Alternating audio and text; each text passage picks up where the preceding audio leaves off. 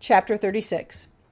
So let Bezalel and Aholiab get to work, with every wise-hearted man to whom the Lord has given wisdom and knowledge, to do whatever is necessary for the ordering of the holy place, as the Lord has given orders.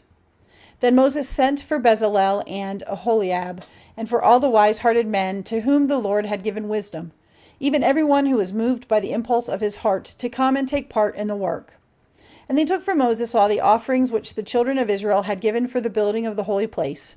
And still they went on giving him more free offerings every morning.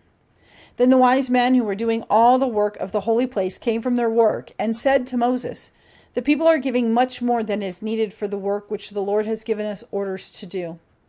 So Moses made an order, and had it given out through all the tents, saying, "Let no man or woman make any more offerings for the holy place." So the people were kept from giving more. For the material they had was enough, and more than enough, for all the work which had to be done.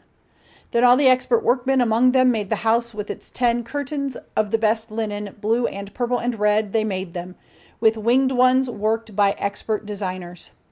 Every curtain was 28 cubits long and 4 cubits wide, all of the same measure. And 5 curtains were joined together, and the other 5 curtains were joined together.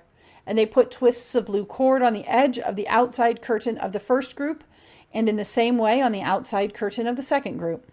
50 twists on the one curtain, and 50 on the edge of the curtain of the other group, the twists being opposite to one another. And they made 50 hooks of gold, joining the curtains one to another with the hooks. And so the house was made. And they made curtains of goat's hair for the tent. 11 curtains were made. Every curtain was 30 cubits long and 4 cubits wide, all of the same measure. 5 curtains were joined together to make one group, and 6 curtains were joined together to make the other group. And they put 50 twists of cord on the edge of the outside curtain of the first group, and 50 twists on the edge of the outside curtain of the second group, and 50 hooks of brass for joining them together to make the tent. And they made a cover of sheepskins colored red to go over the tent, and a cover of leather over that. And for the uprights of the house they made boards of hard wood. The boards were 10 cubits long and 1 cubit and a half wide. Every board had 2 tongues fixed into it. All the boards were made in this way. They made 20 boards for the south side of the house. And for these 20 boards 40 silver bases, 2 bases under every board to take its tongues. And for the second side of the house on the north they made 20 boards, with their 40 silver bases, 2 bases for every board. And for the west side of the house at the back they made 6 boards, and 2 boards for the angles at the back. These were joined together at the base and at the top to one ring, so forming the 2 angles. So there were 8 boards with 16 bases of silver, 2 bases under every board. And they made rods of hard wood, 5 for the boards on one side of the house, and 5 for the boards on the other side of the house, and 5 for the boards at the back on the west. The middle rod was made to go right through the rings of all the boards from one end to the other.